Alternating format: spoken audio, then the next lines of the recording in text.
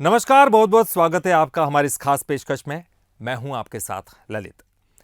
देश की राजनीति धीरे धीरे बदलती जा रही है और जो पढ़े लिखे युवा हैं, तेज तर्रार लोग हैं, वो लगातार राजनीति की ओर रुख कर रहे हैं। उनके साथ ही समाज सेवा करने वाले नौजवान भी धीरे धीरे राजनीति का रुख कर रहे हैं, क्योंकि नई पीढ़ी ये मानती है कि राजनीति एक जरिया है जिसके जरिए समाज के हर तबके के लोगों तक पहुंचा जा सकता है, उनकी सेवा की जा सकती है। उनमें पीड़ित है, वंचित है, शोषित लोग हैं, उनका सहारा भी बना जा सकता है।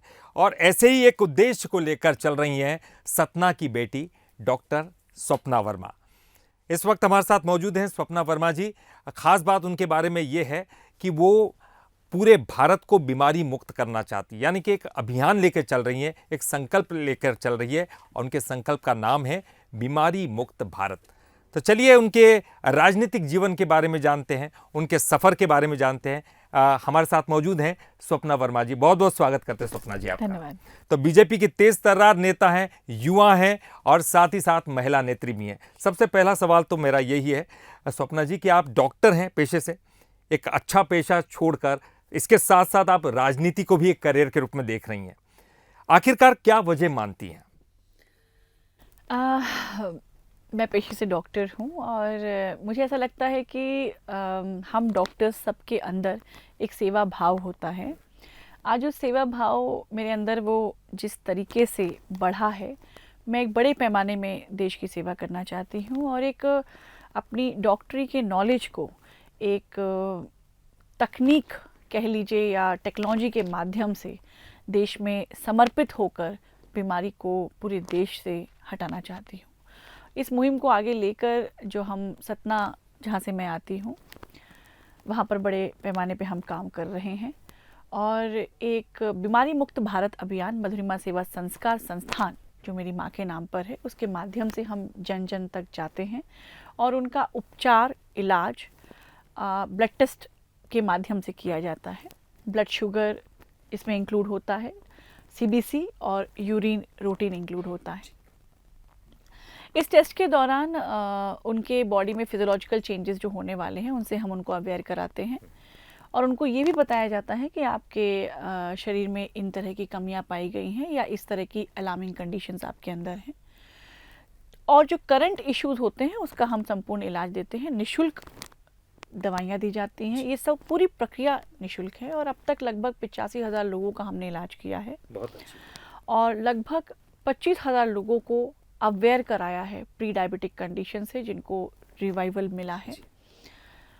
तो ये अभियान, ये सपना हमारे माननीय प्रधानमंत्री मोदी जी के आंखों से हमने देखा है और आज देश में एक सपना और एक अपनी भूमिका लेके हम सब चल रहे हैं और मुझे लगता है कि संस्थान ने एक बड़ी सोच देश में स्थापित करने के लिए की है और हम भाजपा परिवार के अंतर्गत उनके समर्थन से, उनके सपोर्ट से इसको हम ज़रूर स्थापित कर पाएंगे भारत में। इसीलिए आपने बीजेपी ज्वाइन की और इसीलिए आप राजनीति को एक जरिया बना रही है समाज सेवा करने का। बीजेपी ज्वाइन करना बिल्कुल जिस तरीके से समाज सेवा के अगर मैं चीज़ें देखती हूँ, जिस क्षेत्र से मैं आती हूँ, मैंने आपसे कहा मैं सतना से आती हूँ, तो मुझे लगता है कि जब हमने समाज सेवा करना चालू किया और मुझे लगा कि जब मैंने भारतीय जनता पार्टी को जब मैंने बहुत पास से, नज़दीक से देखा और ख़ासकर मोदी जी से मैं बहुत प्रभावित हूँ और मुझे लगता है कि जिस पिछले 10 सालों में जिस तरीके से काम उन्होंने किए हैं और एक जो नई दिशा दी है, उसने मेरे अंदर एक उमंग जगा के रखी हुई है और मुझे लगता है कि मेरे सारे सपनों को जो देश के प्रति हम करना चाहते हैं, जो विकास के प्रति हम करना चाहते हैं, जो महिलाओं के प्रति हम करना चाहते हैं, उन सारी चीज़ों को पंख भारतीय जनता पार्टी की सरकार बहुत अच्छे से दे सकती है। तो महिला सशक्तिकरण की अगर बात करें तो राजनीति में आने के बाद, खासकर भारतीय जनता पार्टी से जुड़ने के बाद, आपको लगता है कि एक मजबूत कदम जो है प्रधानमंत्री आगे बढ़ाएंगे और आप उसमें सहयोग कर सकती हैं? मुझे लगता है कि पूरे देश को लगता है कि अगर पिछले 10 सालों में हम देखें महिलाओं के अंदर जो बदलाव आया है वो सराहनीय है। आज की महिला कॉन्फिडेंट है, आज की महिला एजुकेटेड है, आज की महिला अपने परिवार को संभालने लायक है, आज की महिला सशक्त है, स्वावलंबी है। जो अगर हम पिछले 10 सालों के पहले देखें तो महिला डरी होती थी, सहमी होती थी, लेकिन आज की महिला ऐसी नहीं है। तो बदलाव तो आ चुका है, अब तो आगे बढ़ने की और बात है कि हम कितना आगे जा सकते हैं। कुछ राजनीतिक विषयों की बात कर लेते हैं जो कि चर्चाओं में अभी लोकसभा का चुनाव चल रहा है, लेकिन ज़्यादा चर्चाओं में एक मुद्दा है, वो है इलेक्टोरल बॉन्ड। क्या नज़रिया आपका है? देखिए, हम 2024 में बैठे हैं और यहाँ पर भारत में हमारे सभी भाई बहनें या युवा कह लीजिए या पूरे भारतवासी बहुत ही एजुकेटेड और समझदार हैं। हम तथ्यों को समझते हैं, ट्रूथ और फैक्ट्स को समझते हैं। इलेक्टोरल बॉन्ड चुनावी मुद्दा नहीं हो सकता। इलेक्टोरल बॉन्ड एक सिस्टम है किसी भी राजनीतिक पार्टी को डोनेशन देने का, और बहुत ही पारदर्शी सिस्टम है जो SBI बैंक के माध्यम से लिया जाता है। और जिस भी व्यक्ति को, जिस भी कंपनी को अगर किसी भी पार्टी को चंदा देना है, ना ही सिर्फ भारतीय जनता पार्टी को, चाहे वो किसी भी पार्टी को चंदा देना हो, वो इस माध्यम से चंदा देती है। तो ये मुद्दा कैसे हो सकता है? इलेक्टोरल बॉन्ड एक सिस्टम है, एक प्रोसेस है किसी भी पॉलिटिकल पार्टी को डोनेशन देने के लिए। राहुल गांधी लेकिन हमने देखा कि वो बीजेपी पर भी हमलावर हैं, प्रधानमंत्री नरेंद्र मोदी पर भी हमलावर है। क्या आपको लगता है इसका चुनाव पर असर पड़ेगा? बिल्कुल भी असर नहीं पड़ेगा। राहुल गांधी जी के पास विपक्षी पार्टी के बड़े नेता हैं, मुझे उनसे ऐसी उम्मीद नहीं थी। राहुल गांधी जी के पास मुझे लगता है कि शायद कांग्रेस पार्टी के पास कोई मुद्दा ही नहीं बचा है आरोप लगाने के अलावा, तो वो इलेक्टोरल बॉन्ड को मुद्दा बना के बैठे हैं। मुझे तो नहीं लगता कि इलेक्टोरल बॉन्ड एक पॉलिटिकल पार्टी चुनाव कैसे लड़ेगी, चाहे वो कोई भी पार्टी हो, क्योंकि पॉलिटिकल पार्टीज तो कोई बिजनेस करती नहीं, कोई व्यापार करती नहीं, उनके पास इनकम या आय का कोई सुनिश्चित तरीका नहीं है। वो तो बहुत ही अच्छी बात है कि समाज आज समाज के दम पर, समाज के सिस्टम से, समाज के सपोर्ट से, इस भारत देश के सपोर्ट से जो कंपनियां सक्षम हैं वो आगे डोनेशन देती हैं। जो लोग सक्षम नहीं हैं, वो कुछ लोग 10 रुपए का भी डोनेशन देते हैं, कुछ 1 लाख का भी चंदा देते हैं, कुछ 1 करोड़ का भी चंदा देते हैं। जिसकी जितनी हैसियत है, जो जितना देना चाहता है वो देते हैं। तो इससे चुनाव में क्या असर पड़ने वाला है? इससे चुनाव में सशक्तिकरण है भाई। बिना चंदे के तो कोई भी पार्टी चल नहीं सकती। बिल्कुल नहीं चल सकती। लेकिन जब वो बात एक्सटॉर्शन की करते हैं तो ये बात थोड़ी बड़ी हुई दिखाई देती। मुझे बहुत हंसी आती है जब राहुल गांधी जैसे वरिष्ठ नेता ऐसी बात करते हैं, क्योंकि मैं उनसे एक अपील करना चाहती हूँ कि किसी के भी प्रति आप ब्लेम लगाने से पहले इतिहास के पन्ने को खंगोरिए। 1969 में जब इंदिरा गांधी जी की सरकार थी, वो सरकार किस पार्टी से थी? कांग्रेस पार्टी से थी। प्रधानमंत्री होने का उन्होंने गलत फायदा उठाया।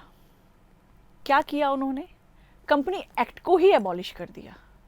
क्यों एबॉलिश किया? एक डर था उनके अंदर कि कहीं व्यापारी वर्ग हमारे विपक्ष के नेताओं को न समर्थन देने लगे।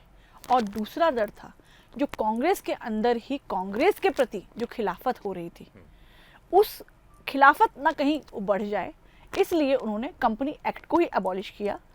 और 1969 में पहली बार पूरे विश्व में ऐसा हुआ होगा कि 293 सेक्शन ही कंप्लीटली एबॉलिश किया गया, ना ही कोई परिवर्तन किया गया, और ये बता दिया गया कि पॉलिटिकल पार्टी और कॉर्पोरेट सेक्शन के बीच में कोई रास्ता नहीं है। अब आप मुझे बताइए, आपने बताया एक्सटॉर्शन, अगर आपने ये रूल ही एबॉलिश कर दिया तो क्या पॉलिटिकल पार्टी बिना चंदे के चुनाव लड़ सकती हैं? नहीं लड़ सकती हैं। तब चालू हुआ लाइसेंसिंग का दौर। हम सब जानते हैं इतिहास को। तो लाइसेंसिंग क्या था? पैसे दो, लाइसेंस लो, ये दौर चला। ये एक्सटॉर्शन नहीं था क्या?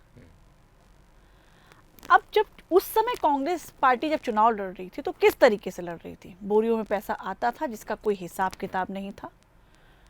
Total on the cash flow काम होता था। उसके बाद भी नियम आए, लाए गए। 20,000 रुपए तक का कैश आप दे सकते हैं। राजीव गांधी के समय पर एक नियम लाया गया। मैं आपसे वो बात कहूंगी जो सच है। मैं तो मानती हूं कि चलिए राजीव गांधी जी ने एक लॉ लाने की कोशिश की कि 20,000 रुपए तक का आप जब कैश देंगे तो उसका आपको कोई लेखा जोखा नहीं देना है, उसके बाद का आप जो करेंगे उसका लेखा जोखा देना है। लेकिन वो भी बहुत बड़ा फेलियर हुआ। क्यों?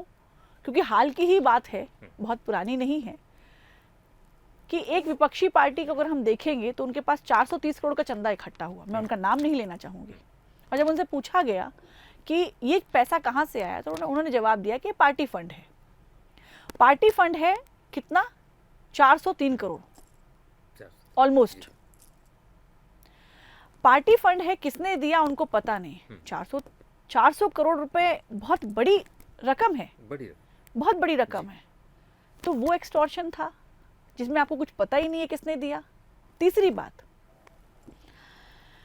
पॉलिटिकल पार्टीज, विपक्षी दल अगर इतिहास उठा के देखें तो गुंडागर्दी, फिरौती, अगवाही, अपहरण जैसे लाखों चीजें इस देश में हुई हैं जिसके माध्यम से पैसा आता था और किन राज्यों में जाता था हम सबको पता है। एक्सटॉर्शन वो था या 2017 में एक नियम बनता है कि आज से कैश फ्लो बंद होगा। 20,000 का कैश फ्लो को कम करके 2,000 में लाया जाता है। क्यों लाया जाता है? हम तो कंटिन्यू कर सकते थे क्योंकि नियम तो राजीव गांधी की सरकार ने बनाया था, कांग्रेस सरकार ने बनाया था और सत्ता में हम थे। हम तो ब्लेम कर सकते थे आपको कि आपके नियम को ही हम ढो रहे हैं, लेकिन हमने तो ऐसा नहीं किया क्योंकि भारतीय जनता पार्टी पहले दिन से कैश को एक्सेप्ट नहीं करती। भारत को कैश, ब्लैक मनी से मुक्त करना ही हमारा सिद्धांत रहा है, मोदी जी का सपना रहा है। क्योंकि अगर किसी देश में कैश फ्लो होता है, ब्लैक मनी फ्लो होता है, विदेश से फंड आते हैं, वो देश की शांति को भंग करते हैं। विभिन्न तरीकों से हम ये सब चीज़ों को जानते हैं। आज 2017 में एक नियम बनता है कि आपको जिन भी पार्टी को चंदा देना है आप एक सिस्टम से दीजिए। ये नियम नहीं बना कि सिर्फ भारतीय जनता पार्टी को ही चंदा देना है। ये नियम नहीं हुआ कि 20,000 का ही देना है। नियम ये हुआ कि मात्र 2,000 रुपए आप बिना लेखे जोखे के दे सकते हैं। यानी दोनों ही पार्टियों को, सब दोनों पार्टियों को पार्टियों मिल को रहा है। दिया गया। 2017 में एक नियम लाया जाता है मोदी सरकार के अंतर्गत कि 20,000 रुपए का कैश फ्लो बंद किया जाएगा। मात्र 2,000 रुपए की परमिशन है और SBI बैंक के माध्यम से आपको इलेक्टोरल बॉन्ड लेना है और जिस पार्टी को आपको चंदा देना है वो आपकी इच्छा है, ना कि इंदिरा गांधी की सरकार के तहत कि जिस तरीके से उन्होंने रोक लगा दी कि किसी और पार्टी को चंदा ना मिले, विपक्षी को चंदा ना मिले, मेरी ताकत ना कहीं कम हो जाए। ये सोच से हम नहीं थे। हम तो सिस्टम को क्लीन करने के लिए डे 1 से काम कर रहे हैं। 2017 में इलेक्टोरल बॉन्ड का चयन हुआ कि इस तरीके से कोई भी व्यक्ति या कोई भी कंपनी किसी भी पॉलिटिकल पार्टी को इस तरीके से फंड दे सकती है और इसका एक समय निश्चित किया गया। अगर उस समय के अंतर्गत कोई पॉलिटिकल पार्टी इसको विड्रॉ नहीं करती है तो ये PM केयर फंड में चला जाएगा। इसमें क्या गलत था? अगर हम चंदे की बात करते हैं तो जो चंदा भारतीय जनता पार्टी को मिला है उससे कहीं ज्यादा चंदा कांग्रेस पार्टी को मिला है, अदर पार्टीज को मिला है, ममता बनर्जी जी की पार्टी को मिला है। तो ये इलेक्टोरल बॉन्ड मुद्दा कैसे हो सकता है तो चुनाव का? आप सही कह रहे हैं कि दोनों ही पार्टियों को मिला है, किसी एक बिल्कुल को तो मिला मिला है, नहीं है, बिल्कुल मिला लेकिन है। वो स्टैब्लिश कर पा रहे हैं इस बात को कि एक्सटॉर्शन है और केवल आप ही के पक्ष में कर रहे हैं। आज राहुल गांधी जी ने इसको मुद्दा बनाया हुआ है। जब कांग्रेस सरकार थी, इंदिरा गांधी जी ने जब इस एक्ट को ही एबॉलिश किया गया, जब मैंने आपको बताया कि 293 सेक्शन कंप्लीट लॉ को ही एबॉलिश कर दिया गया फंडिंग को लेकर, कभी भी जनसंघ ने, कभी भी भारतीय जनता पार्टी ने मुद्दा क्यों नहीं बनाया इसको? तो ये बात आप खुलकर उठाते हैं कि दूसरी पार्टियों को भी उतना ही चंदा मिल रहा है? बिल्कुल।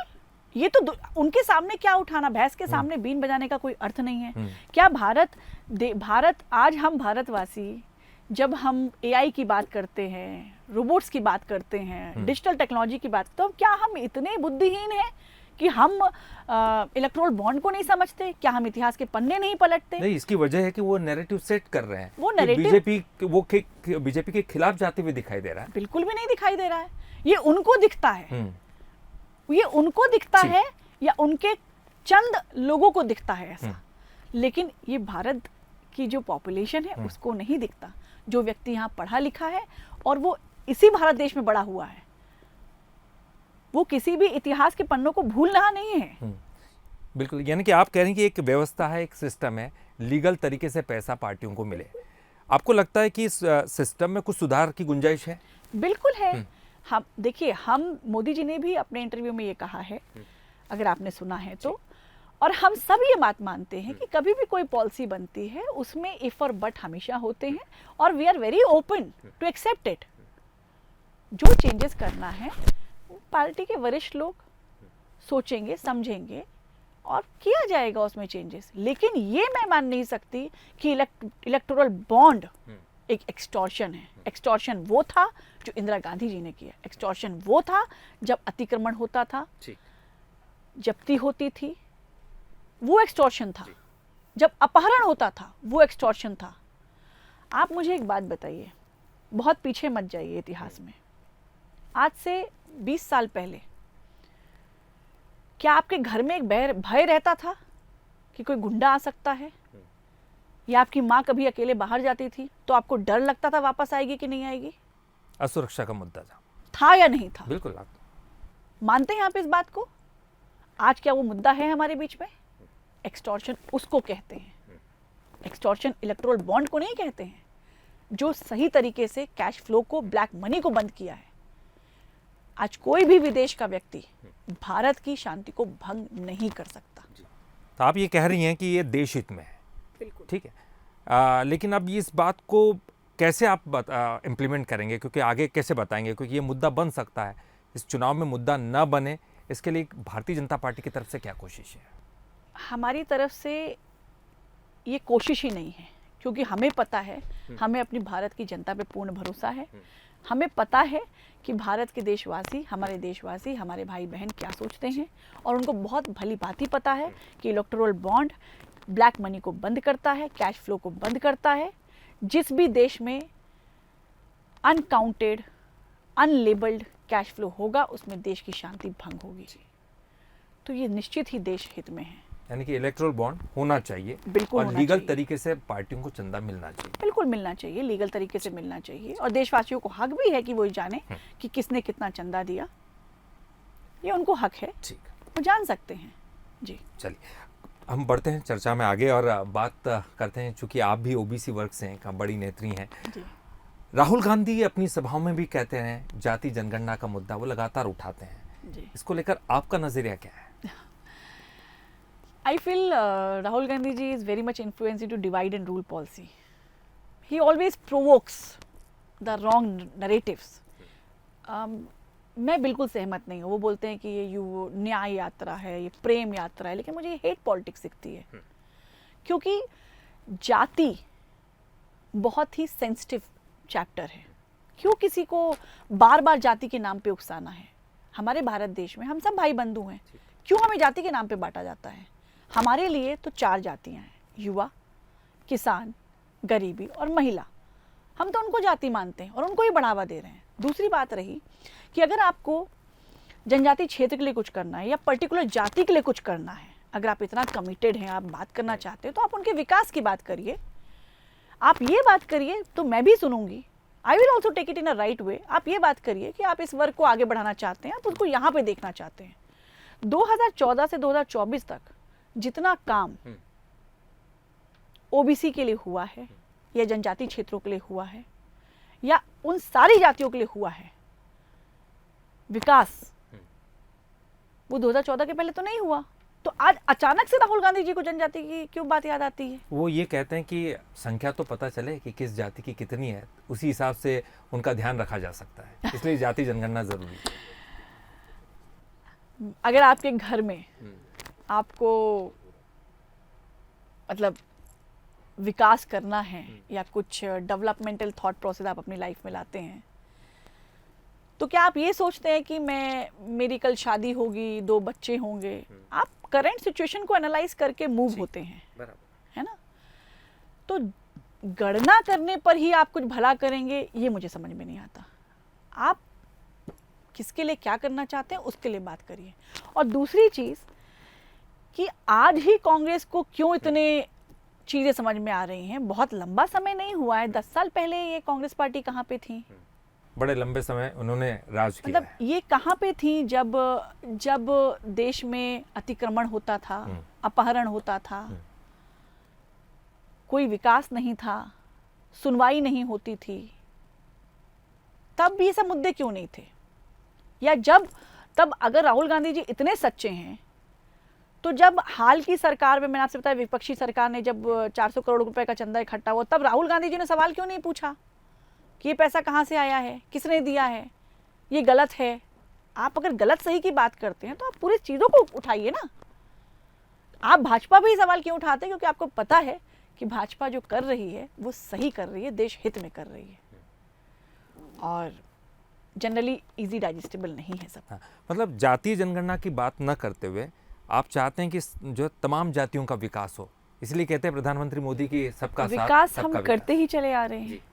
मैंने आपसे बोला कि हम जो भी बात करें ट्रूथ और फैक्ट पे बात करें। और 2024 में हिस्ट्री खंगोलना कोई बड़ी बात नहीं है। सबके फ़ोन में डिजिटल अवेलेबल हैं और सब हिस्ट्री उठा के पढ़ सकते हैं कि 2014 से लेके हर वर्ग के लिए कितना काम हुआ है, किस हद तक हुआ है। तो ये सबका साथ सबका विकास ही तो है, ना कि इन मुद्दों पे देश को फंसाए रखना कि आपकी इतनी आपकी जात इतनी है, इतने परसेंटेज हैं, इतने परसेंटेज वोट फैक्टर हैं। ये सब मुझे नहीं समझ में आते कोई मुद्दे हैं। तो ऐसे मुद्दे बताइए फिर आप जिन पर बीजेपी को लोग वोट करेंगे। जनता बीजेपी को वोट विकास के लिए करेगी। आज हमारा भारत देश 2010 में एम्स कितने थे, ट्रेन्स की क्या सिचुएशन थी, रोडवेज कैसा था, वंदे भारत की स्थापना हुई थी कि नहीं हुई थी, मेडिकल कॉलेज की स्थिति क्या थी, स्कूल्स की स्थिति क्या थी, सरकारी स्कूल्स की स्थिति क्या थी, यहाँ तक कि हमारे देश की आंगनवाड़ी और आशा वर्कर की स्थिति क्या थी। और 2024 की अगर अपन बात करते हैं तो देश आज कहाँ खड़ा है। देश एक इकोनॉमी निकालता है किसके नाम पर, रिलीजियस टूरिज्म के नाम पर। वुमेन एम्पावरमेंट आगे बढ़ चुका है। एम्स कहाँ से कहाँ आ चुके हैं, कितनी मात्रा में आगे बढ़ चुके हैं। वंदे भारत ट्रेन शहर से शहर कनेक्ट करती जा रही है। रोडवेज इतना एक्सट्रीमली आगे जा चुका है जो कि सड़क से लेकर समुद्र को कनेक्ट करता है। ये विकास नहीं है? क्या ये मुद्दे नहीं है वोट करने के? एक ऐसी सरकार जिसने मात्र 10 सालों में देश को कहाँ से कहाँ पहुँचा दिया। दूसरी सबसे बड़ी बात, आज आप एक ऐसे देश में रह रहे हैं जहाँ डर नहीं है, भय नहीं है। आप एक रिपोर्टर हैं, मैं आपसे पूछना चाहती हूँ, 15 साल पहले क्या आपके मन में डर नहीं था कहीं बम फट जाएगा? डर था या नहीं था? आज वो डर है क्या? आज हम सड़क में निकलते हैं, कोई बगल में अगर कोई गाड़ी में बैग खड़ा होता था। मैं इसी क्षेत्र से आती हूँ। अगर मैं चित्रकूट की बात करूँ तो जब मैं छोटी थी तो लोग वहाँ पे 4 बजे के बाद शाम में नहीं जाते थे, क्योंकि लोग वहाँ पर अगवा कर लिए जाते थे। सुरक्षा एक बड़ा मुद्दा है और खासकर मैंने महिलाओं आपको की, सबसे पहले महिलाओं विकास के की लिए। बात की जी। कि देश ने कितनी प्रगति की है। आज भारत विश्व की सबसे बड़ी जीडीपी ग्रोथ के रास्ते पर चल रहा है। We are expecting around 6.8% of GDP growth. मात्र एक भारत देश ये करने जा रहा है, और कहाँ पूरे वर्ल्ड की इकोनॉमिक ग्रोथ और कहाँ एक भारत की। कोविड के बाद जब पूरे देश, अन्य देश अपनी अर्थव्यवस्था को सही करने में लगे थे, भारत एक नई दिशा में आगे बढ़ चुका था।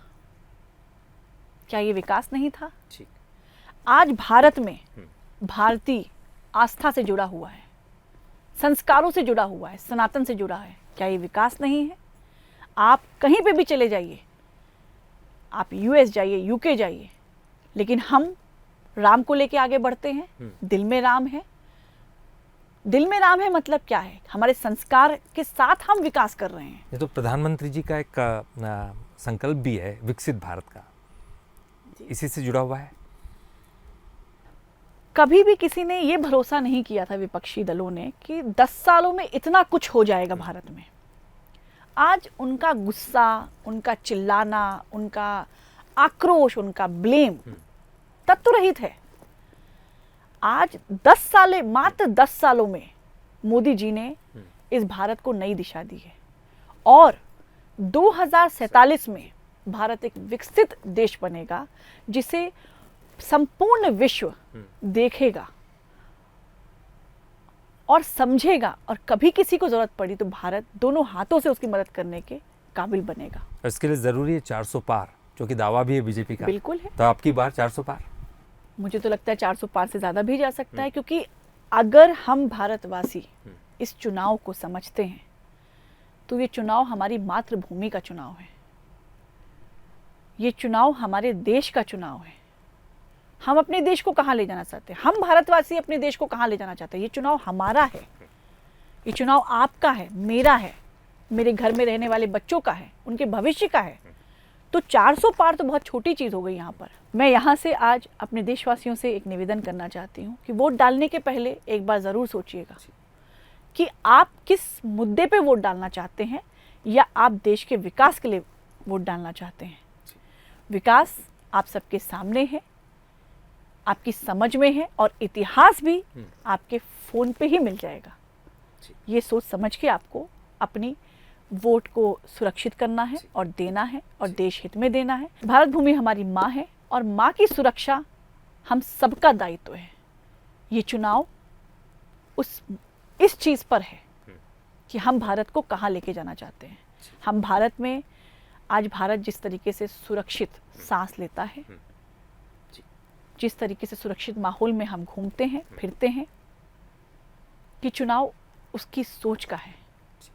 हमें सोचना होगा कि हम क्या सोच के चुनाव में जा रहे हैं और हमें वोट निश्चित डालना होगा। एक आखिरी का सवाल, वो आपके पेशे से जुड़ा हुआ है, बहुत ज़रूरी भी है, क्योंकि आप बीमारी मुक्त भारत चाह रही हैं, एक अभियान लेकर चल रही हैं, एक संकल्प लेकर चल रही हैं। आपको लगता है कब तक पूरा हो जाएगा? खास करके आप भारतीय जनता पार्टी के साथ जुड़ी हुए राजनीतिक पारी के साथ साथ आपको ये मिशन भी कंप्लीट करना है। देखिए, बीमारी मुक्त भारत मेरा संकल्प है और मैं अपनी भारत भूमि को बीमारी से आज़ाद करना चाहती हूँ।